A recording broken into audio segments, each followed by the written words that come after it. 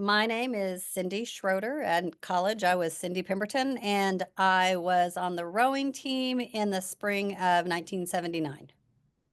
Okay. Let's see, Allison Ibbotson. My main name is Adams. I was at K-State from 97, 2001. What I'm doing now, I'm a mother of 5 kids and went back to full-time work a couple of years ago, and I work at a small manufacturer handling their shipping, receiving, and inventory.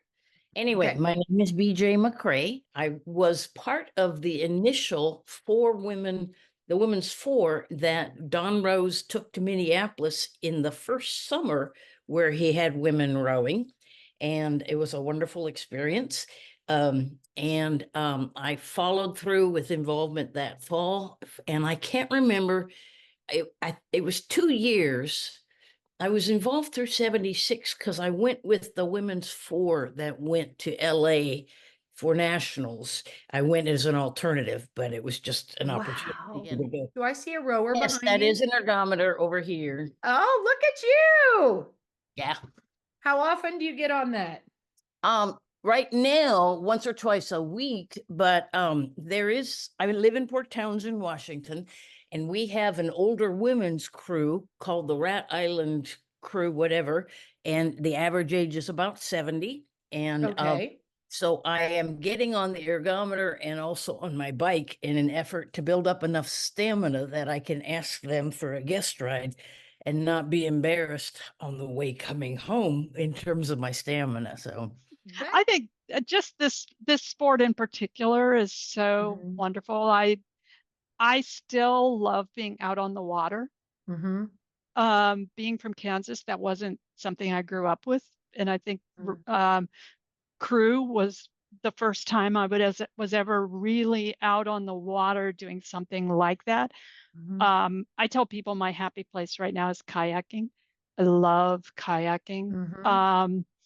And I'm sure part of it is it brings back that whole memory of being out on the water. So Mm-hmm. maybe just, the availability and the means of getting out on the water and being in that environment.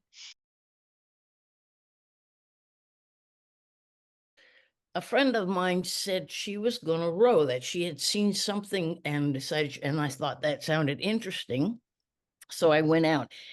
That was right after Title IX was initiated, and Don Rose saw the opportunity by adding women to his men's crew to make a statement to the athletic association, the people that manage all the athletics. Right. Right. And so he started with 4 women, and we took a 4 to Minneapolis. And in the fall, he started a women's program with an 8. I remember not the first year, but I probably the second. It might have been the first. Don brought a 4 and parked it on the lawn in front of the student union.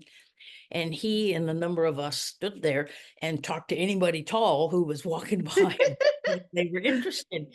There was a lot of interest because it's a really effective thing, you notice, to have Absolutely. 4 out on the Absolutely. lawn. Oh, so you were there. You said you were there when it was a D1 sport. Yeah. That Yes. first year. Okay. So If I remember right, I can't, it's been long enough ago. It's Right. like the first or second year. For some Mhm. reason, first is stuck in my head, but I could be off. okay. Okay. So what was your recruiting? I'm going to use quotes. Recruiting like. Well, really, it was another girl. I lived in the dorms, and another girl on my floor was like, "Hey, I'm gonna go try out." And I was like, "All right, I'll go with you." And we went, and they just did some tests, and they were like, "All right, you're on the team." I'm like, "All That's right." awesome. That's awesome. I mean, Did you? I was a Okay. coxswain for the men's team. You were a coxswain for the men's team. So how did you get recruited as a coxswain? So there was one of my sorority sisters walking across campus, and someone stopped her and said, "You're kind of small. Do you have any other small friends?" And so, so 4 of us small friends became coxswains for the men's rowing team that year. What was one of your favorite training sessions or memories of training? I wouldn't call it favorite, but that was really the only time in my life where I played soccer. And Oh my gosh. Mhm, and mhm, it's winter, we're in Kansas, and mhm.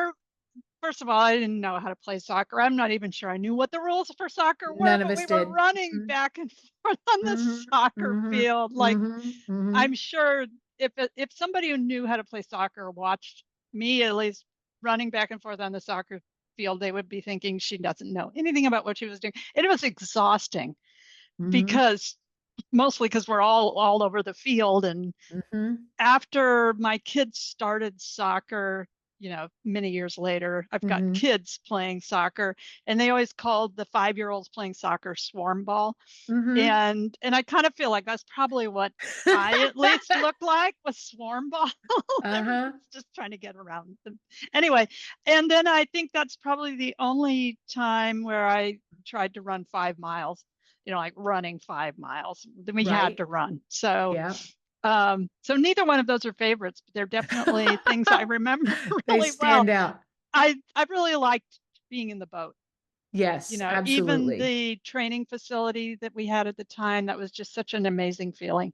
Out is Yes. in the winter, Don Rose, the lake froze. And in Mhm. the winter, or in March or April, when it was breaking up, he would go down and get a launch going, and he would run around and run it up on the ice to break it into pieces.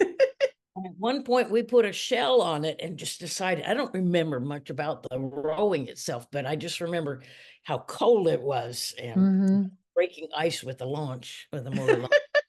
Or like when the weather was changing and the water would be warm and the fog, the mist that would rise up and just kind of magical. Like still to this day, if I pass a body of water and that mist is coming up, that memory pops in my head. Yeah. And then the days where it'd be windy and the swells were big and like you'd row and like miss half of them because it'd be like air. You're like, where's the water at? Like, and then one other thing would be like when it was cold and you have like crystals on your like jacket from the water freezing Mhm, when it hit you. mhm, We were a club sport at that time. When mhm. we went to Wisconsin, sure, we didn't have a lot of money. It was a glorified school bus. It had, except it had luggage racks on the top, but we were sleeping in the aisles. We were sleeping in top of those luggage racks. And that's not a short distance. Uh, No. but we just really had a great time doing it, got to know each other. And I think in any sport, that's how you bond as a team, in those Mhm, experiences that mhm, aren't really what you expect, but mhm. you get through them and they make great memories. Okay. One of my fond memories was when we carpooled up to a regatta in Minneapolis, and 4 or 5 cars. And I think we drove through the night, but I can't be specific. Along the way, we stopped at a cafe, and they had a jukebox, and somebody put money in the jukebox and started swing music. And Brenda and Joe got up there, and they were incredible swing dancers. She was the coxswain for the first 8, and Joe was on the men's 8, and I think at some point involved with the coaching. But we are all clapping and just enjoying the fact that they were good at swing dancing. And As soon as I heard about that book, I had to read the book, and it brought back so many memories, and it brought back just the specialness of being on a Mhm, team, and how coordinated, how you have to all work together so mhm, much. And mhm. it's an amazing book. I'm sure the movie's really good as well.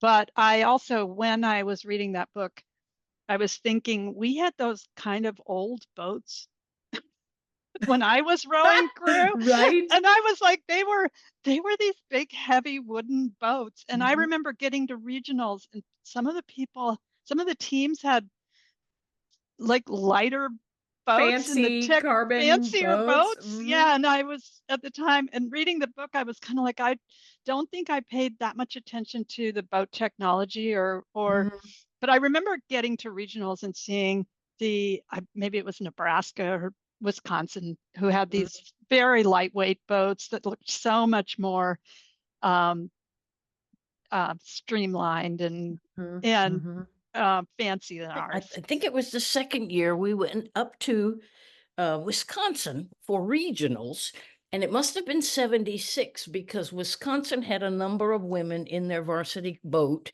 that went to trials or to participate in the Olympics. Mhm. And we did not take a boat up, so they loaned us a boat, and they loaned us an old clunker.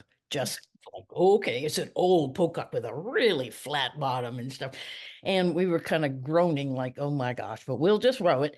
And it turned out it was windy enough that the stability of that heavy old thing allowed us to succeed in that race. We were able to, Mhm. and I don't know if they were chagrined or not, but it was like time we had any recognition for rowing outside of our league. Mhm.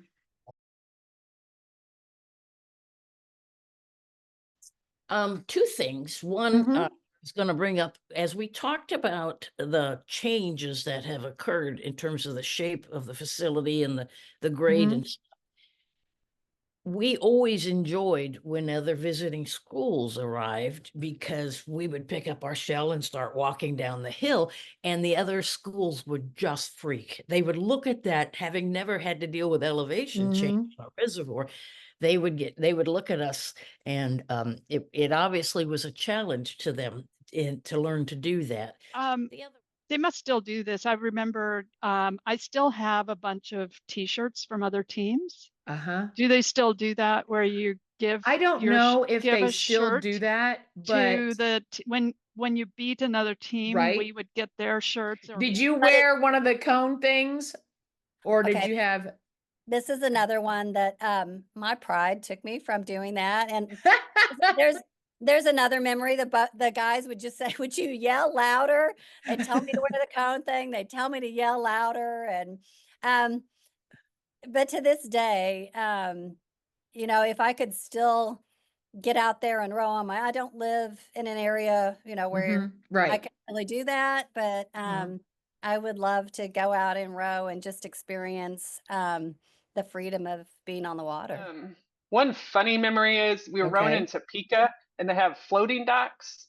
And I was in the Mhm. bow, so I'm the one that's like the furthest back. So we Mhm. all go to lift our boats over the head and it sinks. So I fall like So in the oh water, no. like in between the boat, like gone. Like, but That's you know, you just awesome.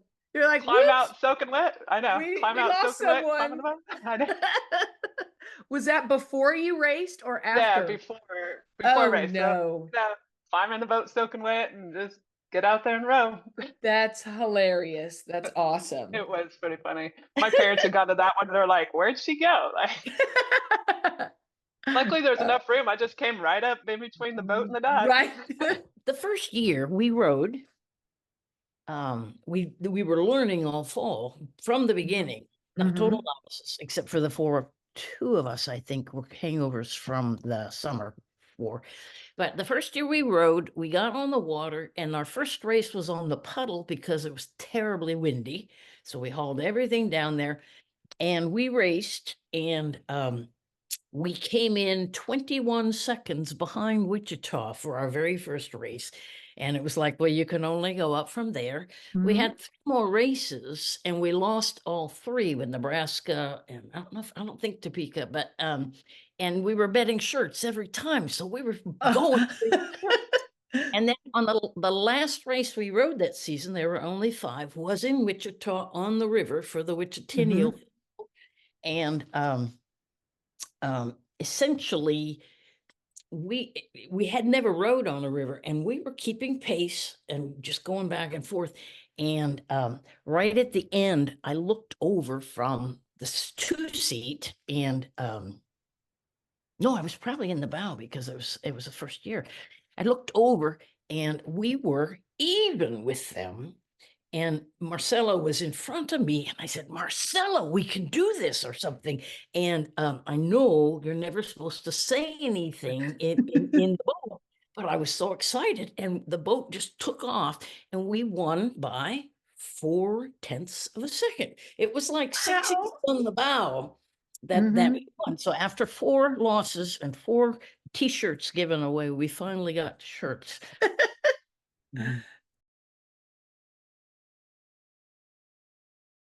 We are now in the era of women's sports. I mean, with Caitlin Thank Clark. God.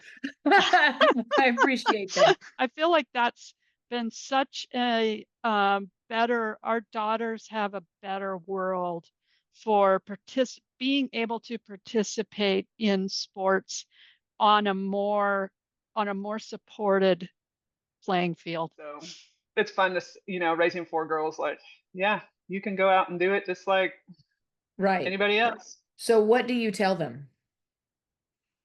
Like, Your 4 what do you love girls. to do? And whatever you love to do, go for it. I mean, there's nothing stopping you. Like, I was That's lucky enough, my awesome. parents said that, so it's all like, keep it. I mean, if you want to weld, if you want to draw, if you want to play sports, music. I mean, find what you love and go after it.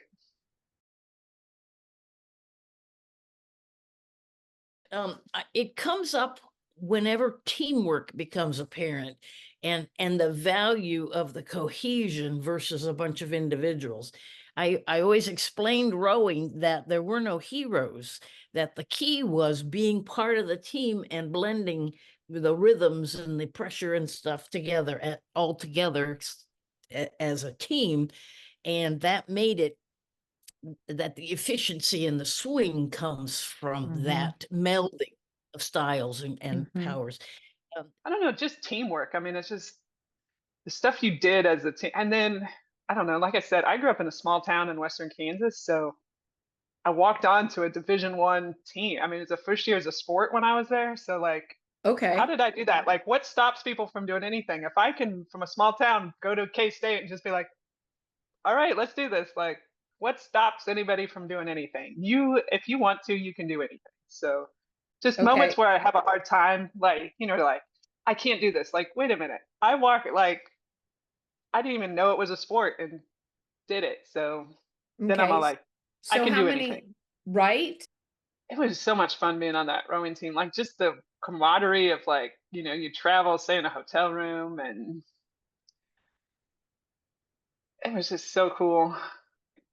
Don't be scared to try something new. I mean, I'd never even heard of rowing and did it. So if there's something interest, even if you don't continue it, try it. You never know what spark of interest or passion you will find trying something new. I'm sorry, it was Big 8, and we hosted it, and it turned, because of the wind,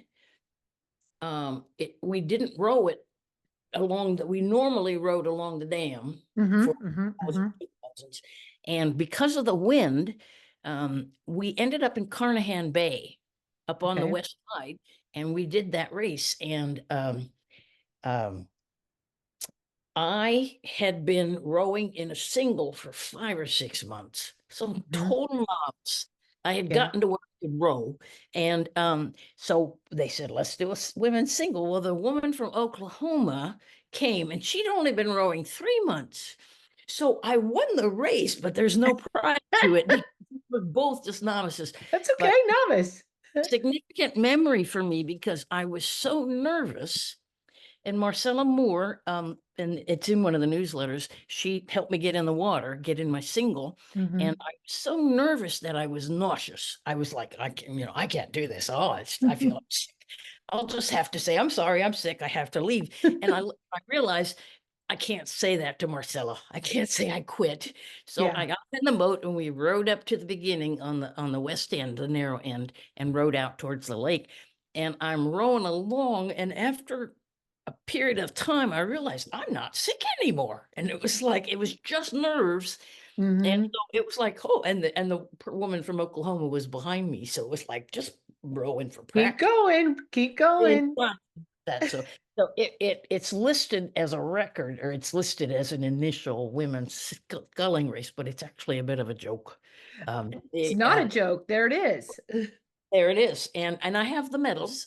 Our freshman year, when I think it was the race where we won just by 6 inches, we coined the phrase, and whatever it takes is the quote is in the newsletter. But what I remember is saying to each other, we don't care how messy it is, how how we do it, but whatever works, we'll go with it. And whatever Mhm. worked, the crew become aware that we had a shot at that first race. And for my whole adult life, which we're talking about 50 years, that comes up for me a lot. And it's like I'm dealing with something or a group of people or something, and it's like, well, let's try this. And it's like, whatever works, we'll go with it. And it's it speaks to flexibility and in aspiration, in trying to accomplish something. It's like you don't have to go by the book, you go by whatever you can figure out to make it work. I want to make a statement in terms Okay. of when you contacted me and said, and we noticed that I was the first woman's crew when things were really different. I'm amazed at the changes. And it's just stunning to look at the website and see the program, Mhm. because it was so simple then. We were carpooling and dancing in cafes at the time. But We were too. when I thought about the history involved in the 50 years and me being on the starting end, and then what's happened in 50 years, one of the things that came to mind is how impactful rowing had been in my life, in terms of like that singles race of realizing you don't have to quit, you just have to go ahead, move one Mhm. foot or the other. And you don't have to quit because you're sick to your stomach. But the first thing I realized, there's been 50 women's captains.